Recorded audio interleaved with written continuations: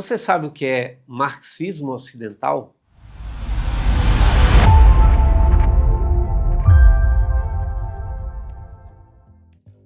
Oi pessoal, está no ar mais um vídeo e hoje a gente vai conversar sobre essa expressão que carrega muitos significados. Para começo de conversa, é preciso dizer que ela ganhou maior projeção por se constituir numa crítica à experiência socialista soviética, elaborada a partir de setores de esquerda. Essa crítica estava relacionada a supostas contradições entre a teoria marxista e o chamado socialismo real. A contestação era dirigida ainda a partidos que seguiam a orientação política da liderança da então existente União Soviética. Em seguida, passou também a se referir criticamente às repúblicas socialistas asiáticas, a exemplo da China. Segundo o historiador e filósofo político inglês Perry Anderson, esse aí da foto, um dos primeiros teóricos a tratar do problema, a primeira e mais fundamental das características do marxismo ocidental foi a separação estrutural desta visão marxista com a prática política.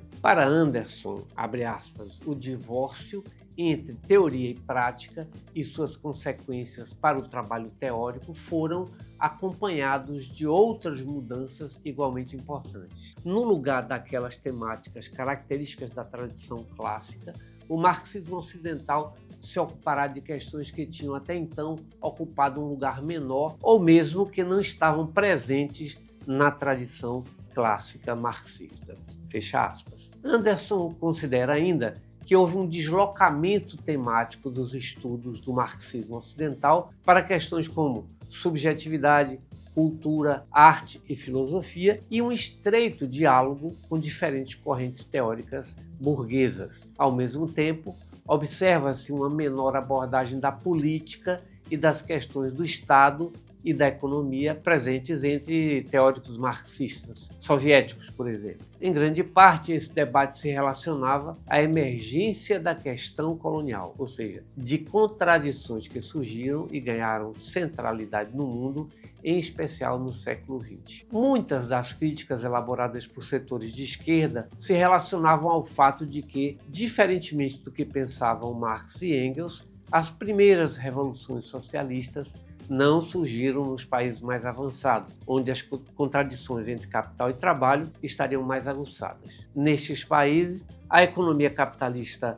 havia levado ao desenvolvimento das forças produtivas, ao assalariamento como principal relação de trabalho, maior concentração do capital, abrindo espaço para lutas operárias e sindicais. Como sabemos, estas não eram as condições encontradas na Rússia czarista, onde havia predominância da produção agrária com amplo campesinato e relações de produção capitalistas pouco desenvolvidas. Com a tomada do poder político pelos soviets, com o fim da Primeira Guerra Mundial e a superação da Guerra Civil, foi implementada uma nova política econômica, a NEP, que esteve vigente por cerca de 7 anos, até 1928. Implementada por Lenin, a NEP liberaliza capitais, estimula o comércio e a propriedade privada dos meios de produção, sob estrito controle do Estado. O objetivo era recuperar a economia devastada pelo esforço de guerra e resistência às investidas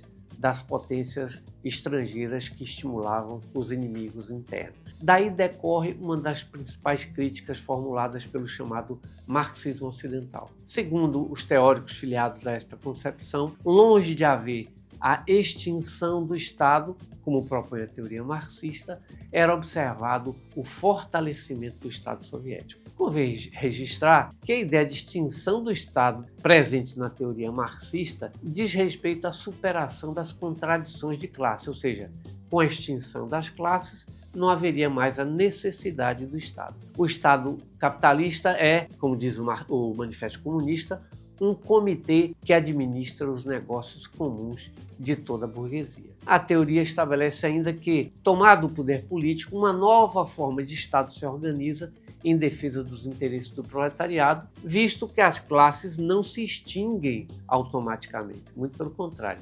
Caberia a esse Estado proletário promover uma transição rumo à sociedade sem classes e sem Estado. No caso da União Soviética, pretender que o Estado devesse ser extinto sem considerar a necessidade de fazer frente a tantos inimigos contra-revolucionários é completamente absurda. Não poderiam os soviéticos, por exemplo, ter enfrentado os nazistas e ter exercido o papel determinante que tiveram para a vitória aliada na Segunda Guerra Mundial. Como a gente pode ver, o marxismo ocidental apega-se a formulações teóricas abstratas, afastando-se da realidade objetiva e desconhecendo as particularidades da luta anticolonial e neocolonial. Por vezes, o leninismo é chamado de marxismo oriental, pois foi Lenin, o grande líder da Revolução Bolchevique, que desenvolveu o conceito de imperialismo como uma etapa superior do capitalismo, baseando-se em outras formulações teóricas sobre o tema. No imperialismo, há uma predominância do capital financeiro, que é uma associação do capital industrial e do capital bancário, e uma grande expansão do capitalismo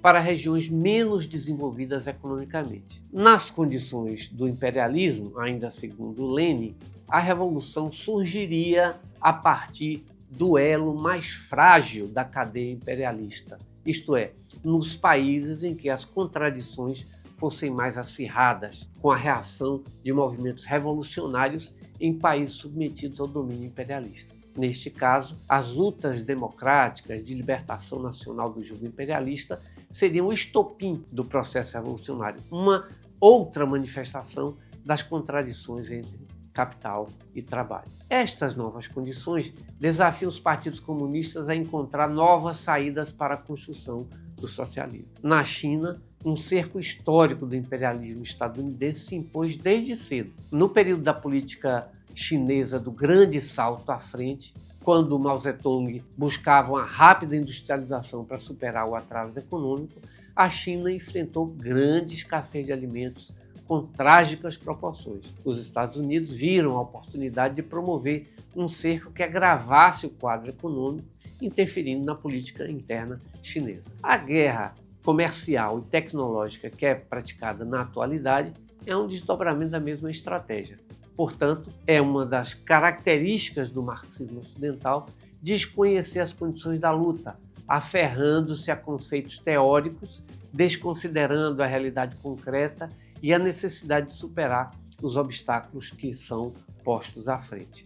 Recusam a considerar os problemas que a revolução anticolonial e antiimperialista se apresenta a partir da conquista do poder. Concentram na teoria crítica, na denúncia do poder, entendem que o afastamento do poder lhes assegura uma condição privilegiada de marxistas, digamos, autênticos. A revolução antiimperialista está cada vez mais presente num quadro em que o Império Norte-Americano tenta desestabilizar a Rússia e a China socialista e levá-los a uma guerra por procuração, como foi no caso da Ucrânia, ou em Taiwan, como eles pretendem fazer. É isso, pessoal. Estas são algumas ideias relacionadas ao tema, e quem tiver interesse em aprofundar pode ler O Marxismo Ocidental de Domênico Losurdo, da editora Boitempo, assim como o artigo Crítica ao Conceito de Marxismo Ocidental, de Pedro Leão da Costa Neto, publicada na revista Crítica Marxista. Agradeço pela sua atenção até aqui. Até a próxima.